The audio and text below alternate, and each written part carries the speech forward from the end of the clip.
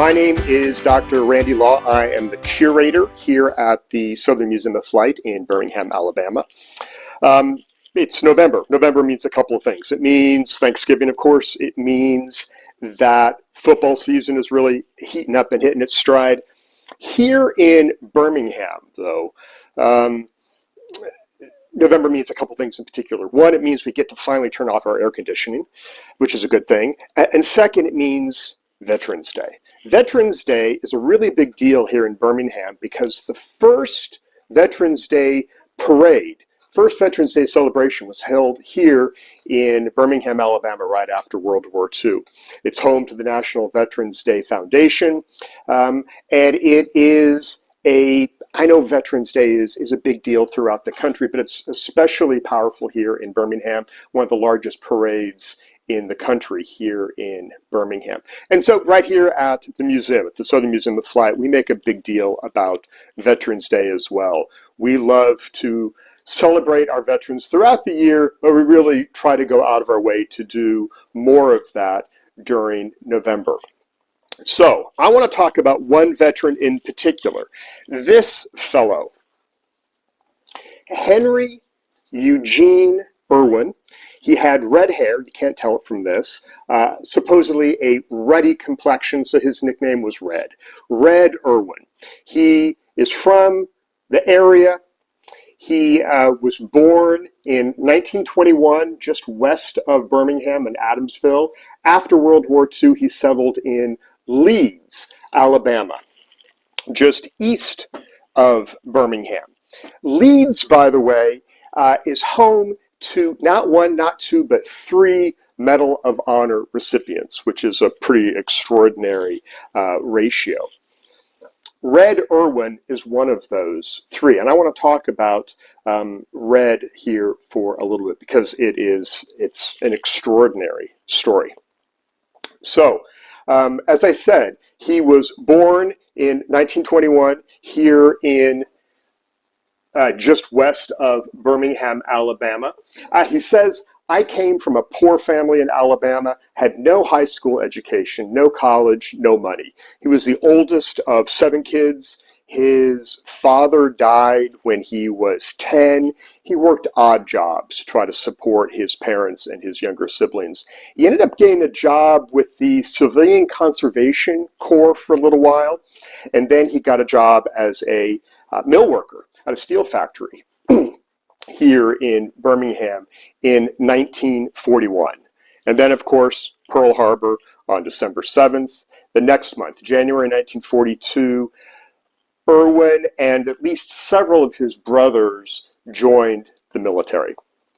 So Henry, Red Irwin, he really wanted to be a fighter pilot. And he did really well on the battery of exams that he was given. He was enrolled in the United States Army Air Forces, which is what it was called before the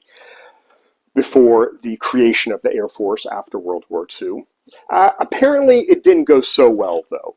He didn't advance in his training, so he was shifted. Irwin was shifted from the pilot track to become a radio operator and a radio technician. He started training in 1943 on Boeing B-17 Flying Fortresses, but at some point then, later in 43, into 44, he began training as a radio operator on a B-29 Super Fortress. B-29s are extraordinary aircraft. They are enormous, first of all. They are wingspan of 141 feet, so nearly half of a football field. They were powered by these 4 massive radial engines. They were incredibly sophisticated. They had pressurized cabins to fly at a very high altitude without the crew having to wear oxygen. They had a crew of 11 people. They had an amazing long range. They could make a round trip of over 3,000 miles, which made it perfect for the war in the Pacific. They had a maximum bomb load of up to 20,000 pounds. When they were actually working at the outer edge of their range, the bomb load was significantly less, but still it was pretty extraordinary. The B-29 was an extraordinary feat of engineering.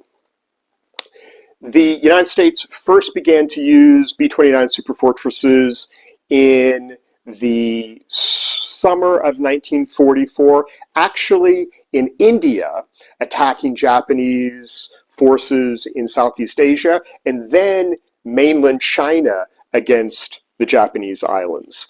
By late 44, into the winter of 44, 45, with the success of the American island hopping campaign, they began to turn those islands into bases for B-29 attacks against the Japanese, eventually, of course, the Japanese home islands. One of the big ones was in the Marianas Islands, particularly the island of Guam. Initially, the B-29s were going to operate very high altitude, daylight operations. Precision bombing was the idea, using Norden bomb sites. The idea for this was actually developed here in Alabama at Maxwell Airfield outside of Montgomery by a group of U.S. Army Air Force officers that came to be known as the Bomber Mafia. The idea was precision bombing. It sort of worked in Europe, but it really didn't work in Japan because they encountered the jet stream. Because it was at such a high altitude, it hadn't actually been discovered before. The jet stream, the headwinds, threw off the planes, threw off the bomb site, threw off precision bombing from high altitude. So Curtis LeMay, who was the commander of the 21st Bomber Command in the 20th U.S. Army Air Force in the Pacific, he was the one who made the switch to nighttime, low-level incendiary bombing against the Japanese home islands. And so when Red Irwin arrived in the Pacific in spring of 45, right after he got married in December of 44 to a sweetheart back home in Alabama. He arrives in the spring of 45, and he joins the 52nd Bombardment Squadron, the very heavy 52nd Bombardment Squadron, as a radio operator on a B-29. He flew 10 missions, relatively speaking, without incident in March and April of 45. This brings us to April 12th, 1945, his 11th mission. Irwin and his crew are on a B-29 named the City of Los Angeles. It's his 11th mission. They are going up against the Japanese city of Koriyama on the northern part of the island of Honshu, northeast of Tokyo. It was I think a chemical factory. And Irwin's B-29 was the lead plane in the formation, which meant they weren't tasked simply with dropping bombs on their target, but leading the mission, which meant as they approached the Japanese islands, they had to form up the squadron into formation for the attack against Koriyama. And one of the particular tasks they had was to drop white phosphorus bombs down a chute from the B-29, which created voluminous amounts of smoke to gather the planes together for the final run against the target. And it was actually Henry Irwin's job to drop the white phosphorus bombs down this chute. White phosphorus is an extraordinary compound. It is reactive with oxygen at air temperature, bursts into flame, can reach temperatures of something like 2,700 degrees Fahrenheit. And it's almost impossible to extinguish because it reacts with oxygen. So it was used for all sorts of things. It was used as an incendiary device. It was used essentially as a tracer. It was used to light things on fire, but it was also used as a smoke bomb. And so this was Irwin's job. Well, I want to read to you his citation, because the citation says it better than I ever could. Among the phosphorus bombs launched by Staff Sergeant Irwin, one proved faulty, exploding in the launching chute. It shot back into the interior of the aircraft, striking him in the face. The burning phosphorus obliterated his nose and completely blinded him. Smoke filled the plane, obscuring the vision of the pilot. Staff Sergeant Irwin realized that the aircraft and crew would be lost if the burning bomb remained in the plane. Without regard for his own safety, he picked it up and, feeling his way instinctively, crawled around the gun turret and headed for the co-pilot's window. He found the navigator's table obstructing his passage. Grasping the burning bomb between his forearm and body, remember, 2,700 degrees Fahrenheit this thing is burning at, he unleashed the spring lock, raised the table. Struggling through the narrow passage of his B-29, he stumbled forward into the smoke-filled pilot's compartment. Groping with his burning hands, he located the window and threw the bomb out. Completely aflame, Irwin fell back upon the floor. The smoke cleared. The pilot, at 300 feet, pulled the plane out of its dive. The plane survives. The plane turns around, makes an emergency landing at an airstrip on Iwo Jima. Irwin, even at this point, probably against all odds, is still alive. The phosphorus has burned him horribly. He's blind. He can't use his arms.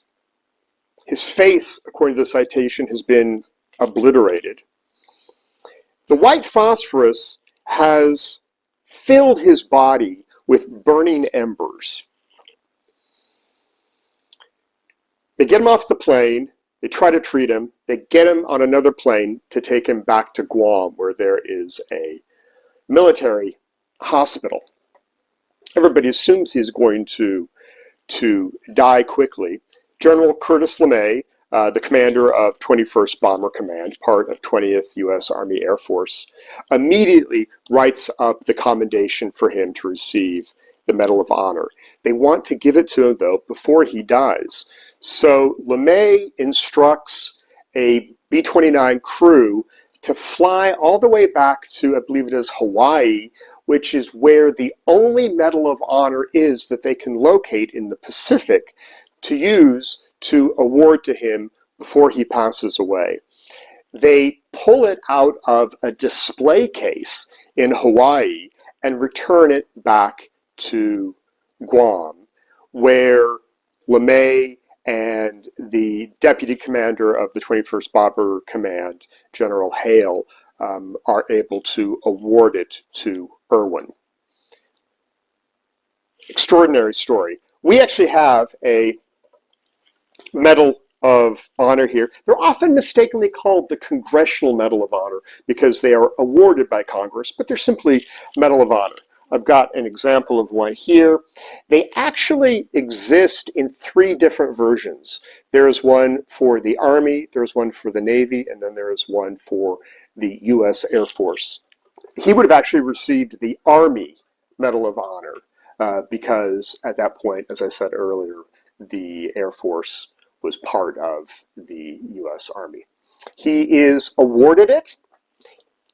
Irwin is the only crew member from a B-29 Superfortress during the entire war to be awarded a Medal of Honor. So as special as any Medal of Honor is, his is particularly distinctive because he is from a population of 1 to have earned one during World War II.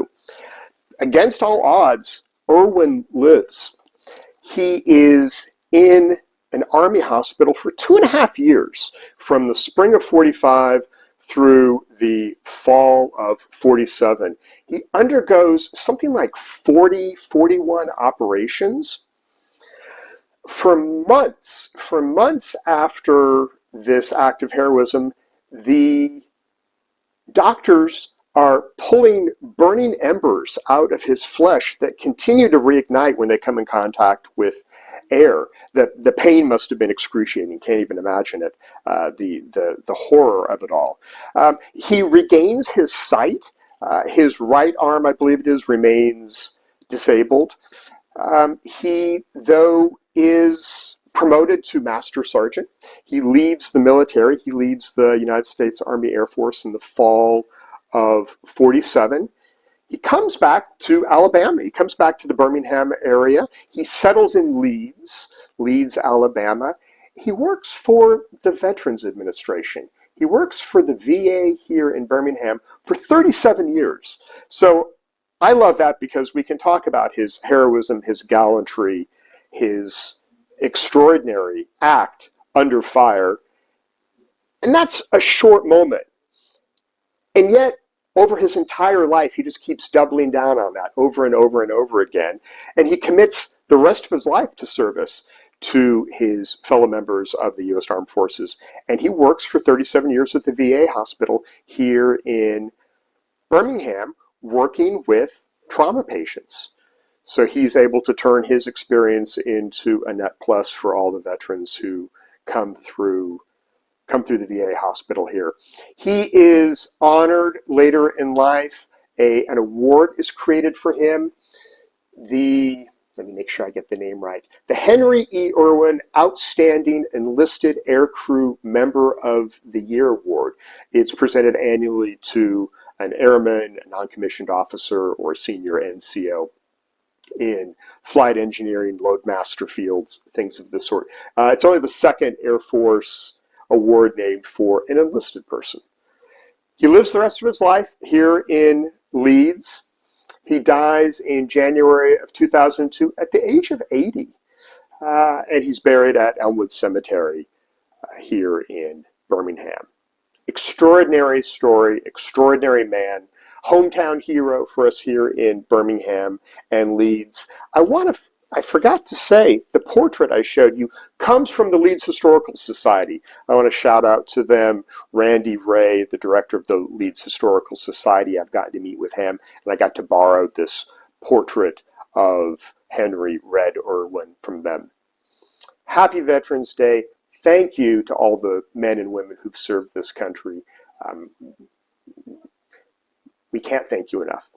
Stop by the Birmingham Southern Museum of Flight. We'd love to see you, and take care of yourself. We'll see you soon.